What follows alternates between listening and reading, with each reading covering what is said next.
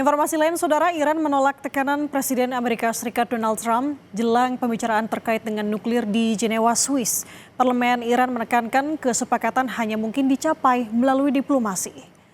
Ketua Parlemen Iran Mohammad Bagher Ghalibaf mengingatkan agar Amerika Serikat dapat memilih diplomasi yang lebih beradab atau akan menghadapi kemarahan Iran. Sebelumnya, Saudara, Iran menyebut semua pangkalan militer Amerika Serikat di Timur Tengah sebagai target yang sah. Kapal-kapal Angkatan Laut Amerika yang biasanya bersandar di Bahrain kini berada di laut. Ketegangan meningkat di tengah ancaman perang regional dan resiko bagi puluhan ribu tentara Amerika Serikat. Parlemen Amerika Serikat dengan tegas tetap berada di meja perundingan yang lebih bermartabat.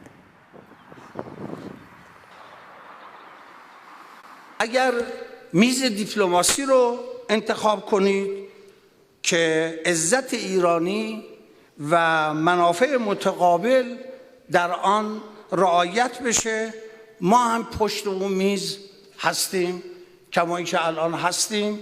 فردا هم دور سوم مذاکرات رو داریم و در قبلم بوده، در پیش رو هم این کار رو انجام میده.